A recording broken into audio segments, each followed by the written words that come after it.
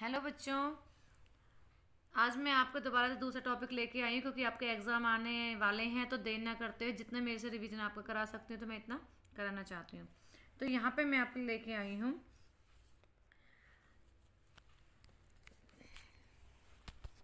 निम्नलिखित काव्यांश को ध्यानपूर्वक पढ़कर पूछे गए प्रश्नों को उत्तर दीजिए। तो ऐसे कुछ पंक्तियाँ भी आती हैं एग्ज़ाम में और उनके प्रश्नों के उत्तर लिखे जाते हैं। तो देर न करते हुए हम इसे पढ़ते हैं और पहले हम जान लेते हैं कि ये है क्या, इसके बारे में हमें थोड़ा पता होना चाहिए। तो जो ये हमारी कुछ पंक्तियाँ हैं ये हमारे तुलसीदास द्वारा रचित है और ये हमारी कुछ पंक्तियाँ रामचरितमानस में से ली गई हैं। और ये हमारी किस भाषा में लिखी गई है? अवधी भाषा में लिखी। केवल पूछ लिया जाता है कि किस भाषा में लिखी गई, तो ये हमारी अवधी भाषा में लिखी गई है। जो भी रामचंद्र जी के बारे में जो भी रचनाएं हैं वो तुलसीदास जी ने अवधी भाषा में ही लिखी हैं। तो देर न करते हुए हम यहाँ पे पढ़ते हैं। नाथ शंभु धनु भंजन निहारा, होए केहू एक दास तुम्हारा। आयसो कहे कहे किन मोहि, सुनी रसाए बोले मुनि कोही। सेवकु सोजो करे सेवकाई, अर करनी करी करे लड़ाई। सुनहो राम जे ही शिव धुनु, तोरा सब सहस बाहु सम सौरभ मोरा। तो पहले इन पंक्तियों का मैं आपको शब्दों का अर्थ बता देती हूँ। तो यहाँ पे है नाथ का स्वामी, शंभु शिव, धनु धनुष, शिव धनुष, भंज निहारा तोड़ने वाला, होए होगा, केहू कोई, आयसु आज्ञा, काहे क्या, कहिए कहना, किन क्यों, मोहि मुझे, रसाई गुस्सा में, को ही क्रोध में। यहाँ पे सेवकाई सेवा करना, अरे शत्रु, करी करके, लड़ाई लड़ाई, सुनहु सुनना, शिव धनुष शिव का धनुष, तोड़ा तोड़ना, सहस बाहु यहाँ पे एक राक्षस राजा है उसके नाम है, रिपु भी शत्रु होता है, मोरा मेरा।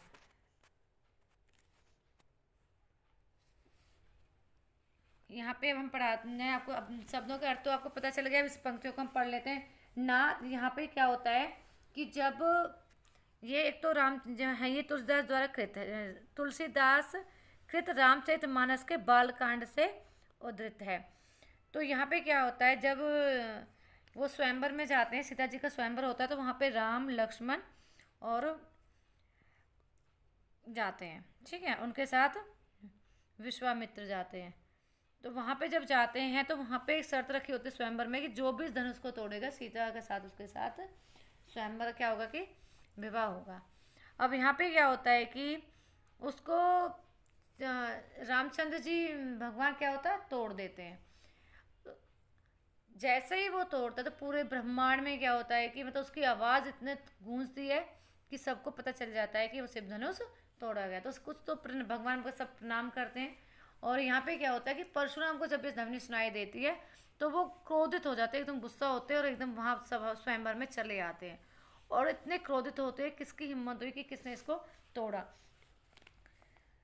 तो यहाँ पे है आपका सुनो, नाथ शंभुधुन भजन निहार, होए केहू एक दास तुम्हारा। आयसु काय कहिए किन मोहि, सुनी रिसाई बोले मुनि कोई। जब ये शिव धनुष तोड़ा तो बहुत क्रोधित होते हैं। तो परशुराम अधिक क्रोध में देखकर श्री राम ने कहा, हे नाथ, इस शिव धनुष को तोड़ने वाला और कोई भी है, तुम्हारा ही एक दास अन्यथा सेवक है। क्या आज्ञा है? दूसरी लाइन में ना आयसु कहा कने किन मोहि, तो क्या आज्ञा है, मुझे क्यों नहीं कहते। यह सुनकर सुनी रिसाई बोले मुनि कोई। यह सुनकर क्रोधी मुनि क्रोध में भरकर बोले कि सेवक सोजो करे सेवकाई, कि सेवक वह है जो सेवा करे, और कर नहीं करे करो लड़ाई। तो जो सेवा करे और किंतु जो शत्रुता का काम करे उससे तो लड़ाई करनी चाहिए। इसमें कहने का भाव था कि उसमें कि जिसने शिव धनुष तोड़ा है वह परशुराम के शत्रु के समान है। हे राम सुनो, जिसने वह यह शिव धनुष तोड़ा है वह शस्त्र बाहु के समान ही मेरा शत्रु है। अब यहाँ पे शस्त्र बाहु का बता देते हो, शस्त्र बाहु के क्या यहाँ पे है। तो परशुराम जी हैं, इनके जो पिता थे जमदग्नि ऋषि, तो उनके पास एक कामधेनु गाय होती है। तो जो सहस्त्रबाहु होता है ये राजा जो राक्षस, तो ये क्या करता है कि लड़ाई करके जैसे भी उसके जो पिता होते हैं परशुराम के, उनसे कामधेनु गाय को ले जाता है। तो यहीं पे इनकी शत्रुता आपस में चली आ जाती है और यहीं से इसका क्या करते हैं, जो भी होते हैं तो उनके ये शत्रुता मानते हैं। तो कि अब यहाँ पे आपको समझ आ गया होगा कि सहस्त्रबाहु किसके बारे में बात हो रही है। तो यहाँ पे परशुराम जी कहें, तो यहाँ तक ये पंक्तियाँ हैं आपकी, तो आगे अलग पैरा है, तो इतना ही मैंने आपके बता दिया। तो प्रश्नों के उत्तर यहाँ पे हम पढ़ लेते हैं कि आपको किस तरीके से लिखने हैं। तो पहला है, प्रस्तुत पंक्तियों के कवि एवं कविता का नाम लिखिए। कवि तुलसीदास जी हैं और कविता राम लक्ष्मण परशुराम संवाद है। संवाद उनके बीच में वार्तालाप, जब शिव धनुष तोड़ दिया जाता है। इस पद्यांश का प्रसंग लिखिए। अब इसका प्रसंग क्या है? इस कविता के कवि ने शिव के धनुष टूटने पर क्रोधित परशुराम के साथ राम लक्ष्मण विश्वामित्र के संवादों का वर्णन किया है।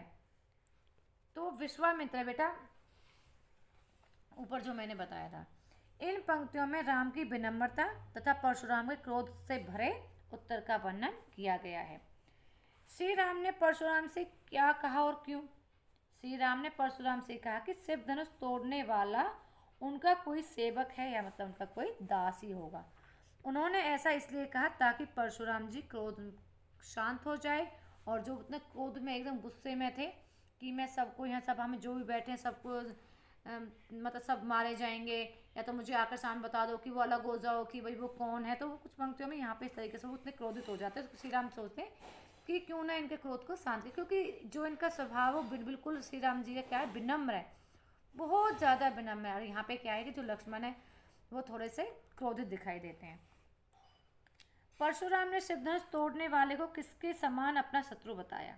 जैसे मैंने यहाँ बताया था कि परशुराम ने शिव धनुष को तोड़ने वाले को शस्त्र भाव के समान अपना शत्रु बताया।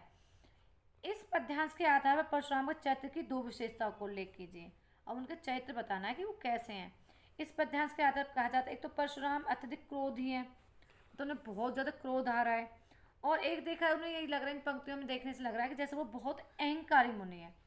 और यहाँ पे एक चीज़ और मैं बता देती हूँ कि यहाँ पे जो शिव धनुष होता है ये परशुराम जी को मिला रहता है। और ये शिव धनुष क्या करते हैं, वो यहाँ पे जो राजा जनक है ये बहुत बड़े ऋषि होते हैं, तो यहाँ पे ये इनके यहाँ पे सुरक्षित रखा जाता है। लेकिन जब सीता का स्वयंवर होता है तो ये शर्त रखी जाती है कि शिव धनुष को जो तोड़ेगा उसका विवाह सीता के साथ होगा। तो बच्चों आज के लिए बस इतना ही। आप मेरे वीडियो को like, subscribe and share. Thanks for watching.